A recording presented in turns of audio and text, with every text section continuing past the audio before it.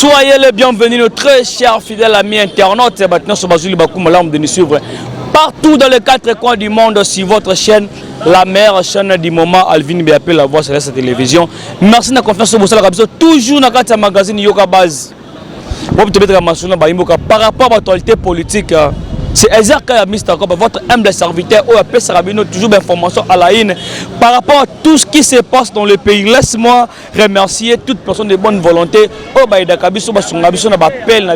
pendant les quatre coins du monde. Merci dans l'infatigable fait de chez le bon rétablissement à Paris. Nous autres bougé parce que tu es le seul Congolais à aider le peuple congolais Congo Kinshasa à Brazzaville. Un problème soit importation, exportation. Yondeko oza pour ça soma mutu na kati ya Dubaï. Ogina assistance voyage na kati ya Dubaï. Contact avec l'agence FBS service. Ya mwana mboka fait de chez le kunande ba koedeo avec tous les problèmes importation, exportation. Joyeux anniversaire à toi la Cléopâtre congolaise, moi Sinzambe, Fabiane Natifa, Utali moi sur le biwa balobi, que les bonnes te bénissent une femme pas comme les autres, moi si à boss, Azara boss. Voilà, la caméra, je suis le réel plaisir de recevoir pour vous le président Marcel Nene Trobeta Masolo par rapport à l'actualité politique qui est sur le cannabis, rester branché au la point moka vous avez un problème vous voyez bien découvrir toujours dans cette émission Yoka Baz na kopesa kopesa maloba mbote mwana mboka mbote monsieur le journaliste et moi j'entends maintenant sur dans ce moment na pesi mbote na balandi nyonso ya magazine Yoka Baz o balanda kabiso bakozala décider à décryptage to sela banga ba information o isolé kana mboka na biso. Voilà, vous êtes prêts? Oui, très prêt. Voilà. Aujourd'hui, IDPS au pouvoir. IDPS au pouvoir. Était Nilongone. Mon repère IDPS toujours dans la vision de Mboka, mais les lois se retrouvent dans Makala par rapport à la gestion, mal gestion, il y a Covid-19 parce que c'était l'ex-ministre de la Santé. Par rapport à l'arrestation, il y a moins de Mboka éteint Longono. Moko est parti au Lobelaka Mingi, au gang chaque jour. Aujourd'hui, et aux arènes par rapport à l'arrestation. Qu'est-ce que tu peux expliquer par rapport à ça? Est-ce que conseiller Makamuto sont les choses vraies au bâtir les colonnes? Je pense que Biso IDPS Tobunda pendant plus de 4 décennies, ils avaient instauré un état de droit, une bonne gouvernance dans Mboka Oyo. Ce qui est ni à quoi il a filé, il y a IGF comme quoi à détourner bon à l'État, il n'a qu'à s'assumer. L'IDPS ne protégera jamais ba détourner un pierre na katia Mboka Oyo. Voilà l'exemple que l'IDPS vient de donner. Alors, Babiloko Abo, tout ça au monde on a un régime qui na Mboka Oyo. On n'a jamais vu un ministre. Il y a parti présidentiel, il y a parti au pouvoir être arrêté. On a connu des détournements dans Mboka, on a un régime passé à 32 millions en bon courant, 100 millions, 500 millions en bon aérogare. Mais Batouana Tilelo, Bazo vaquer à leurs occupations tranquillement. L'IDPS qui modèle. Ce n'est pas en vain au Bundaki, ce n'est pas en vain peuple congolais à s'adhérer qui a vision à l'IDPS. Fruit à travers la vision à chef de l'État, au Azo Lingaimpe à Matissa Congo ou pour que tout le monde a se retrouvé dans le Congo. Le Bomoni Lelo était Nilongondo, notre ancien ministre est aux arrêts. Nous ne pouvons pas le condamner la justice. La justice est libre aujourd'hui. La justice est libre de faire son travail. Donc Félix Alobaki qui a se mixé dans la justice à celle qui par tous les moyens à la justice indépendante et ça la Moussala na Yango. Si tu es impliqué, je pense que tout membre à l'IDPS averti à bien que non, s'il travaille à l'encontre de la chef de l'État, il sera traqué. Voilà, aujourd'hui, Bisso, bien que ça nous fait très mal, il est l'un des nôtres, mais on n'en peut rien. Bisso me fait ça un modèle. Celui qui est à l'encontre de la chef de l'État, aujourd'hui, il est rattrapé. Bien qu'on compatit avec lui, mais on n'en peut rien parce que justice c'est ça la Moussa na Yango. Ce qui est la justice, le régime passé, n'a noté. Un ministre en fonction, ton ministre, ex-ministre, qui n'a pas de pouvoir. Il va sacrifier parce que l'histoire ne sera pas dans ministre qui parti au pouvoir. IDPS a l'acception de leçon que c'est le premier parti qui va sacrifier pour l'histoire. Bien sûr que oui. IDPS Tobunda presque pendant plus de 4 décennies pour instaurer la démocratie et la bonne gouvernance. Donc on n'a pas droit à l'erreur. On ne peut jamais, à niveau à l'IDPS, protéger les pilleurs et les détourneurs. Donc tout membre de l'IDPS a averti sur la carte mais sur Mboka, Soko Ibi au détourné, aux la face à justice. Le président va protéger Moutouté. En commençant par lui-même. À la symbole, il y a bonne gouvernance aujourd'hui en Nabiso. Notre président, tout le monde a un voyage à Zongsambo, on a à l'État. Vous comprenez, tout ça, il prêchait par des exemples. Alors, ceux qui ont collaborateurs, aux membres de l'IDPS, tu fais partie à M. Mboka. Au détourné Mboka, tu n'as qu'à t'apprendre à toi-même. Si on peut comprendre que l'œuvre IDPS va livrer était dans la justice. L'IDPS, tout membre de l'IDPS, censé travailler pour le compte du peuple congolais. Toujours prôner la bonne gouvernance. Ceux qui ont s'aventuré, bien que les membres de l'IDPS, au Maboko, na caisse à l'État, au confondre caisse à l'État, na caisse na yo, justice de ça, Moussa Nango, biso IDPS, côté où on a l'incapacité à protéger un détourneur ou un voleur. Tu as l'incapacité à protéger Batouana. Mais tout le monde a d'autres partis politiques, tout le monde a quand même la TV pour quand même lancer un message dans l'autorité que la justice a bien. Mais pour les IDPS, la TVT pour réclamer aussi par rapport à Nebakani Moutnamino qui est innocent, mais tout le monde a parti la TV juste pour réclamer par rapport à l'arrestation de il y a certaines personnes qui confondent politique et la musique et la famille. Vous comprenez? L'IDPS a géré la chose publique. Vous comprenez? Donc, pour gérer la chose publique, nous devons être des modèles. Parce que l'IDPS aujourd'hui, à la partie comme modèle, par exemple, pendant que le seul parti qui a fait au moins plus de 4 décennies, qui prêchait toujours bonne gouvernance, la démocratie, le peuple avait cru en l'IDPS. Voilà pourquoi, après cette conférence de 2018, il y a un fruit qui s'est matérialisé. Alors, la partie qui c'est la politique pour Maboumou. Vous comprenez? C'est la politique pour s'enrichir. Par contre, l'IDPS doit serviteur du peuple congolais. En commençant par les chefs de l'État, nous avons déjà vision l'IDPS ancrée dans que nous devons travailler pour le peuple, non pour nos familles. C'est ça aujourd'hui, l'IDPS a démontré à la face du monde que Abundarapo na Mboka, non pour les individus. Voilà, mon Mboka, les lopés, tout le temps, ma justice. Moko ya ba criminel ya ba policier oyo ba bomaka mwana mboka Floribert Chebeya et tous arrivent ba kana kata Lubumbashi ben kata Kinshasa. Par rapport au dossier Chebeya Tilelo, il n'y a pas une solution favorable au peuple congolais, aux familles vraiment.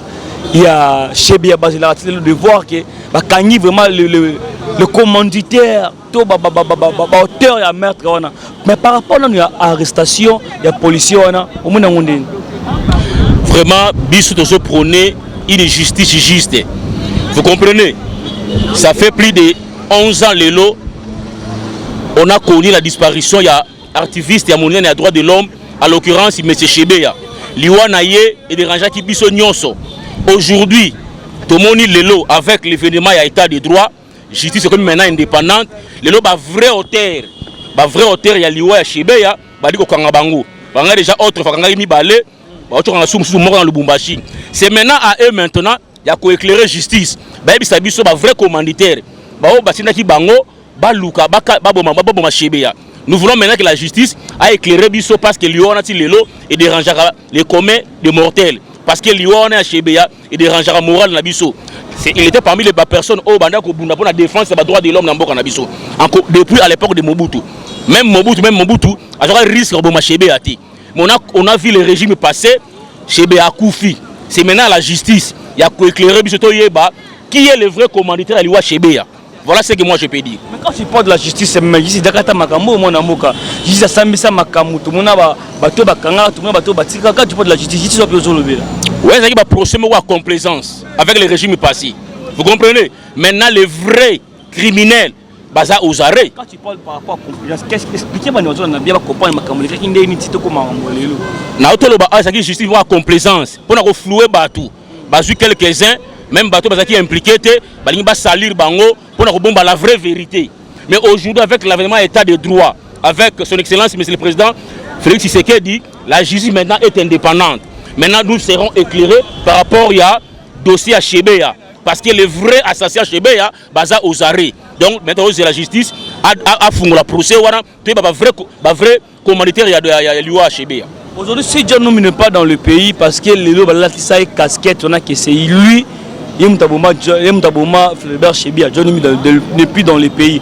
Par rapport à foot à John Numbi, bon, John Numbi, moi je pense que s'il était innocent à Okimate, pourquoi on a Kimité? C'est lui qui a fui. C'est reproche de quelque chose. Moi je pense que c'est ça.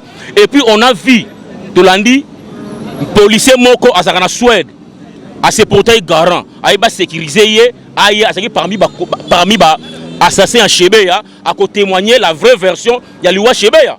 Moi je pense que celui John Numbi qui innocent, il se reproche de quelque chose. Maintenant c'est à la justice de nous éclairer la vraie version de Liwa Chebea. Vous comprenez? Voilà pourquoi John Numbi a été poursuivi par la justice militaire. Mais John Numbi a zolé la lobby général du coup, il a zoué d'autorisation mon départ à Mokonzi, pour qu'il balande là. Parce que je ne sais pas, devant une personne qui a zoué autorisation mon départ à Mokonzi, il poursuivait d'une manière illégale. Je pense qu'en tant que général Yamboka, John Numbi devait savoir comment fonctionne la justice civile comme militaire. Ce n'est pas au chef de l'État, il y a sa auditeur général, instruction pour poursuivre un mouton. Non. La justice a pour mission de rechercher les infractions. C'est ça le problème. Dès lors que l'auditeur s'est saisi dans le dossier à Chebea, vous comprenez?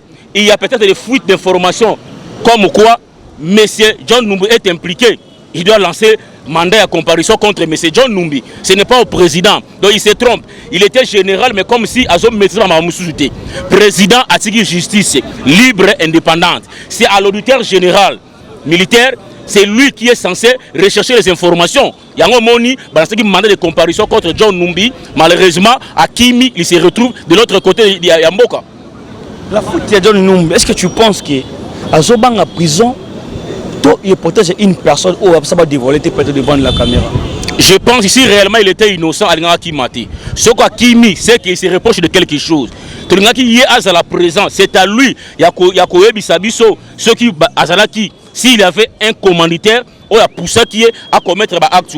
C'est à lui d'établir ça au niveau de la justice. Mais quant à nous, tout se réserver peut-être parce que c'est à la justice d'éclairer la lanterne par rapport à l'Iwawana. Comme déjà les assassins sont mis aux arrêts, c'est à eux maintenant égorger Chebea. C'est à eux maintenant.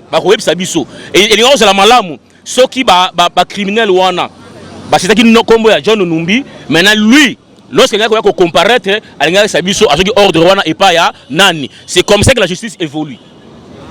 Voilà mon amoka. Mais tant qu'analyste politique, par rapport à Liwa Chebea, quand tu analyses ça, tu penses que Liwana n'était pas en Zambé? Tu penses que Liwana, il y a qui par rapport à la révélation, à la vidéo, il y avait des personnes qui étaient Chebea, qui mis sa vidéo face au monde. Quand tu analyses tout ça, tu penses vraiment qu'il y a même dans Chebea? Liwa Chebea est celle qui commandité. Vous comprenez? Par quelques caciques du régime passé, c'est clair. Parce que Chebea, a mené qui banquette, il m'a sur le massacre à Boudou Yakon ou Matadi. Il y a un écoutant Liwa Chebea. C'est ça la vérité. Liwa Chebea, Liwa Moko naturalité. Et ça qui est provoqué par les gens. Vous comprenez? Bah ennemis, il y a Moka. Ou bah message comme le peuple congolais, comme des vaches, bah on contrôle Bangote. Tellement Chebea s'est senti touché en tant que défenseur de la vie humaine. Il s'est à Téléma qui a mené banquette, à une révélation belée. Il y a Liwa, il y a adeptes, il y a Boudou de Congo. Allez, voilà pourquoi, à comme témoin gênant pour certaines personnes, il y a un cheva qui est. Voilà mon amoka. Chebea n'est plus entre nous. Parmi nous, Chebea Koufa déjà. Liwa qui m'a commencé. Personne par rapport à Liwa Naye, qui mon amoka. Ça l'a ondé. En tout cas, paix à son âme, Baba, les seuls monuments. Tout ce qu'il y a dans la politique, Baba Kyungu. Même Liwa Naye, en tout cas, on doit mettre un doute. Vous comprenez? Parce que avant une semaine, son fils est né à Koufa. De manière mystérieuse. Une semaine après, Baba Kungyomo Koufa. Et selon les informations de Yoki, même sa femme en état critique. Alors c'est que ça saute aux yeux, ça dit Liwamoko, normalité. Il y a des gens, il y a des mains noires qui sont derrière, bah Liwawana. Alors, tu sais la justice na bisope, a mené l'enquête, l'investigation, a eu la vraie hauteur, il y a la famille à Kyungu. Parce que si qui quelque part, il y a certaines personnes qui champagne après l'Iwa à Kyungu, c'est que ces gens se reprochent de quelque chose par rapport à l'Iwa à Kyungu, par exemple normalité. Parce que les seuls baobas qui sont dans Oyo, c'est qui baba Kyungu. Maintenant, babomi et karaboye, on a intérêt égoïste et politicien congolais. Quand même après l'Iwa na soutient quand même moi na mboka Moïse Katumbi na la famille na j'étais pour renforcer ba musala yone. Oui, soutien famille c'est qui a besoin de soutien à tout le monde. Ben na évité donc mais ils ont dirait peu na koloba soutien wana famille c'est peli nango. Mais l'ingolo batte que ceux qui mutoye ko rendre famille visite avec compatir na famille c'est que peut-être le but que non soit timutona ça qui est impliqué soit à ça épargner non. Vous comprenez pour un soutien on a besoin de soutien à tout le monde. Même Yangaï, je compatis avec la famille. Mais du reste, on a besoin que justice a un peu qu'on s'implique à Yeba, l'Iwan est causé en quoi? Aujourd'hui, Baba n'est plus comme Zakoufi 2023 pour l'élection. Est-ce que vous pensez vraiment IDPS sera capable de battre les élections à Katakatanga et gagner aujourd'hui? Parce que comme tu as dit les monuments l'IDPS n'a pas par rapport au Nengi accueilli 2023, est-ce que tu penses vraiment que après sa disparition, l'IDPS sera capable de battre les élections dans Katakatanga pour gagner? Par rapport aux élections, messieurs les journalistes, laissez-moi vous dire sans embâche, l'IDPS a battre les élections haut la main. Félix est un candidat en 2023. Vous comprenez? Non, pourquoi j'ai dit ça? De tous les partis politiques en Mboka Nabiso, les seuls partis politiques où ils ont les mieux implantés dans Mboka, c'est l'IDPS. C'est ça le problème. Pendant plus de 4 décennies. Vous comprenez? Mais tu as vu qu'apport, Baba Kyungu, il y a un peu encore considérable. Mais cela n'empêche, exemple, en 2018 par exemple, Baba Kyungu a Zagina Lamouka. Mais on a vu l'accueil à chef de l'État dans Lubumbashi. Je crois. Et c'est le deuxième accueil. Marais Imen Wana, Moutasala Yango par Tchombe, Moutasala Yango à Lubumbashi. Mais Félix Sala Yango en 2018, après les élections en 2018. C'est pour vous dire que l'IDPS est le parti le mieux implanté. D'autres de l'autre côté. Même tous ces détracteurs qui veulent faire croire aux gens que l'IDPS a une élection, l'élection. L'IDPS va battre l'élection haut la main. Nous avons tellement ton adversaire. Vous comprenez? Tu battre Bango pété, Bango tous ces candidats dans l'élection 2023. Voilà mon amboka to contrat l'émission biso voyage ya mon amboka ambongo na kati ya Katanga. Est-ce que ça voyage mo pastoral to na kati ya Bonzambe ya Bonganga to un voyage mo politique par rapport au voyage na kati ya Katanga? Qu'est-ce que tu peux expliquer par rapport au voyage ya mon amboka ambongo? Bon pour nga déjà na fistijaka comportement ya ba évêque catholique. Vous comprenez? Parce que il devait être au milieu du village. Mais nous comprenons que le penchant politique depuis 2018 déjà. Vous comprenez? Pendant le voyage na Katanga, en tout cas, parce que tu es pour qui va faire qu'on a roulaka. Vous comprenez? Tu es pour qui va roulaka? Roulaka pour la mouka, roulaka pour les intérêts à mettre dans les Européens. C'est ça la vérité. Parce que tu es Katumbi, c'est un candidat européen. Ça saute aux yeux. Même tout ce qu'il faut comme Bruno Bambasé Niwana, parce que va défendre les candidats na bango, ou à les Européens qui est mais c'est Katumbi. C'est ça la vérité. Je suis désolé pour moi, évêque, na contre bango comme évêque pour nangai, balong la basoutan, c'est la politique active, ba ou t'as des personnes en face. C'est ça la vérité. Moi je parle. Toi tu penses que ça voyage politique, toi les gars dans l'église pour moi, ils allaient voyage politique camouflé. Na kokende ko sala ouverture ya église da bango yo Moïse atongela ki bango na Kashobo, c'est ça la vérité pour moi. Pour quel intérêt ba sala rabilo pour moi? Na oto ebisa awa na bisa ko na émission moko boye les catholiques ba jouera pour mettre na bango. À chaque fois que leur maître les européens baza en contradiction au régime en place, ba utilisera l'église catholique. C'est ça la vérité depuis l'époque de Mobutu. Vous comprenez? Parce que leur candidat européen échoua qui na 2023. En 2018, pardon. Normalement, candidat na bango zaki Moïse Katumbi. Tant que Kabila comprendre, Jewana a empêché Moïse à postuler. Allez, le moindre mal, c'était Fayoulou. On a vu la position catholique en 2018. Baki derrière la Mouka, derrière Fayoulou. C'est clair. Il y a un homme qui a président qui rentre bango visite na matanga, il compassion na bango, aux autres chrétiens, et comme une matinée politique, Nade ya Mosengo. On a vu ça tout le monde. Et c'est là où on a bombarder. Depuis que le rapport des Européens, à l'occurrence, les catholiques, pour leur mettre les Européens. Mais tu comme un peu de ça, confession religieuse. Bon, pour moi, je suis un peu déçu. Pour l'État, nous avons l'église catholique Mabé. Nous sommes un pays laïque. Vous comprenez? Nous sommes un pays laïque. Nous avons 8 confessions religieuses. Ok? Selon charte, nous avons l'article 17 de la Bible. Si vous avez pour ça, le choix est moutou, et ça va par consensus. Au cas où vous procédez par le vote. C'est ce qui a été fait. Mais on a vu les deux confessions comme d'habitude. La SENCO et l'ECC s'opposer à la choix de la majorité. Allez-y comprendre. Alors, l'église au milieu du village. Pourquoi il y a désignation à Kadima comme candidat na CENI? Parce qu'il est Moulouba. Je me demande. Il est proche du régime actuel. Mais il y a une incapacité à reprouver un proche du régime. Pour une petite histoire, na tour à Liboso, à l'époque, il y a Malonda. Il y a Karta Denis Kadima dans la préliminaire. Comme quoi? Parce qu'il était kassaïen. Moi, je pense s'il y avait une condition pour être président à CENI, que c'est la même village n'a présidenté, il fallait le bien avant. Mais dans ces pays, on a connu, depuis 2006, Malou Malou, Asaki, Swahiliphone. Vous comprenez? Tu as soit Ngoyi Moulunda, et Swahiliphone. Tu as soit Nanga, Asaki Swahiliphone. Donc il pose des problèmes. Kaka Kadima, parce qu'il est de Kasaï, il pose des problèmes.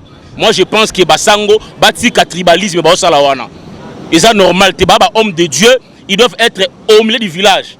Vous comprenez? Moi, je pense que c'est ça. IGF, le Congo central, Matoubouana, dans le filet, l'IGF, par rapport à ces dossiers, détournement de deniers publics, qu'est-ce que tu peux expliquer par rapport au dossier à Matoubouana? Par rapport à l'enquête au IGF Amena qui est dans le Congo central, il semblerait que découvrir qui la malversation financière dans Katikuna. Il y a eu détournement. Voilà pourquoi on a interdit le gouverneur Matoubouana na entourage na ye babi mambokate. Parce que le dossier est soumis à niveau justice, il faut répondre, il faut justifier, s'il y a eu détournement, ok, Makala, comme était Longondo.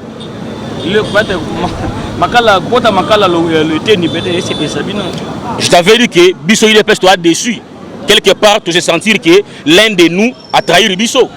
Parce que nous prenons la bonne gouvernance, la démocratie, mais l'un de nous a trahi. Mais on n'a pas le choix.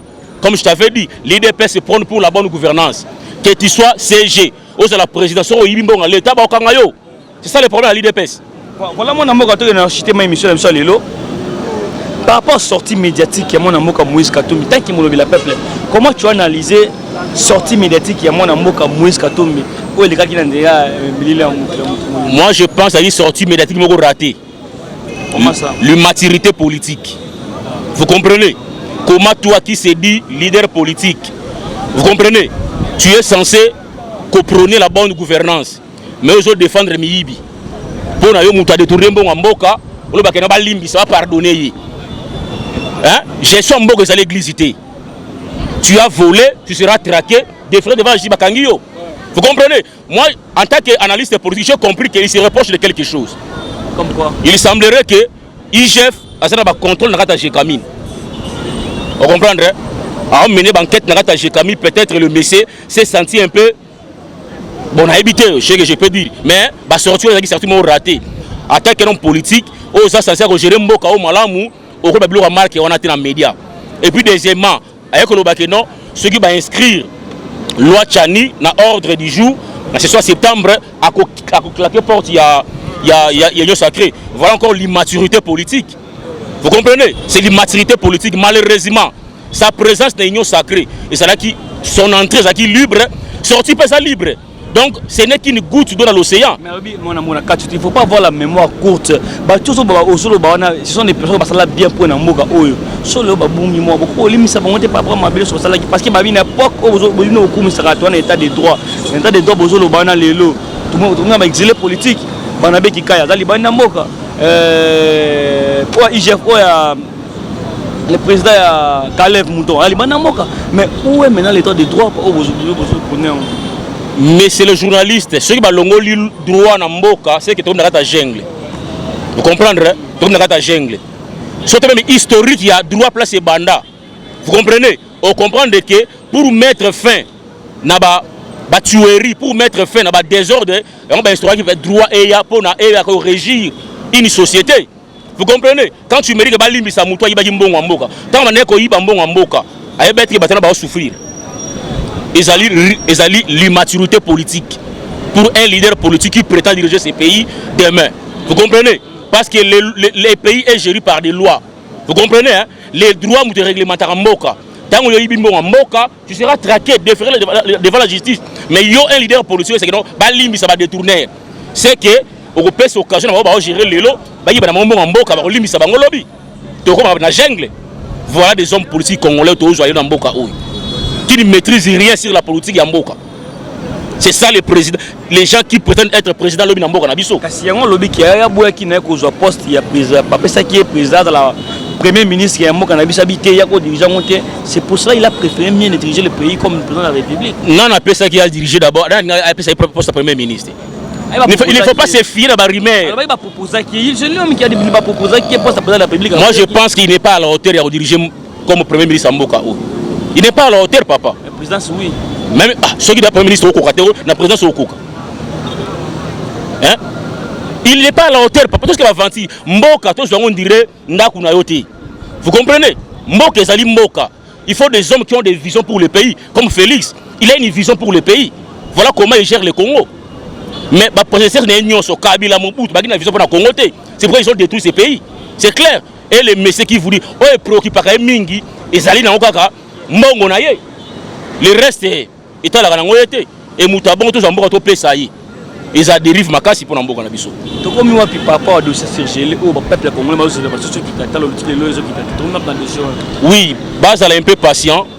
Le ministre économique, il travaille là-dessus. Je crois d'ici 4 matins, il y a Kita. Et ça déjà acquis. Il y a signé il y a conseil des ministres, il y a Kita. Kita. Donc Baz est un peu calme, mais il y a Kita d'ici là. Par rapport au état de siège, parce que tout le monde a toujours un renforcement dans Malibana, comme si c'est un négatif, parce que comme si pas de il y a un moment où il y a un renforcement pour aider pour que ça gagne à l'Est. État de siège, ils allaient fixer. Ce qui va dire que 30 Congolais la semaine, peut-être 10 Congolais la semaine. Vous comprenez? Ça dit que tout est mort, ils sont un peu réduits. Par rapport à l'unité spéciale, il faut que le Congo ait un terrorisme. Comme les États-Unis combattent le terrorisme, ils vont prêter main forte au chef de l'État pour mettre fin au terrorisme au niveau de l'Est. Pour moi, l'Union européenne est un état de siège. Et je l'accès que les ennemis congolais. Ces peuples de l'Est ont souffert pendant 25 ans. Vous comprenez? On n'a vu personne à un secours na bango. Personne. Mais il a fallu Félix Aya avec la bonne volonté pour mettre fin na bâtiment na Est, pour encourager, pour passer encouragement. Au moins a énergie na Est pour éradiquer définitivement bâtiment na Est. Voilà mon amboka comme une émission Nabiso Bandigo Bili Bazola na partout les 4 écoles du monde. Si les gens peuvent retenir quelque chose dans le passage na lelo par rapport à l'état actuel dans Katamboka Nabiso ba retenir. En tout cas, je dirais aux Congolais lelo oyo bomoni bino moko, ce n'est pas en vain l'IDPS a combattu dans ces pays pendant plus de 4 décennies. To banda ko bunda pour la démocratie pour l'état de droit, yanga lelo comme effectif na mboka na biso. Si ce qui lelo, même les ministres au bana obéissance à l'IDPS c'est pour Félix a une autre vision pour le Congo. On a s'hazarder à Kota, naba mauvaise pratique au régime passé à Okeni Makala, Namboka Otomona, directeur à cabinet à président à la prison. Namboka ministre à la prison. Et l'autre est Namboka Nabisoté. Depuis Mobutu, Kabila le père, Kabila le fils. Et là, il y a signé un fort, il y a bonne gouvernance. Voilà pourquoi nous encourageons l'IGF. On va contrôler les finances publiques en Mboka Nabiso. Moutou Nyonso a retourné Mboka au piller, il sera traqué à la prison. On a mis en prison. Moi, je ne pas pour continuer. Tant de questions à tout parce que la télé, c'est le temps, ma question à tout par rapport à l'émission. Numéro de téléphone, on a plus 243 81 52 99 123. Plus 243 81 52 99 123. Merci mon amour, merci na base Nebo ya Mibiso, merci na RK Kabelo, toute personne au bout de ma Kabelo en gros, Kota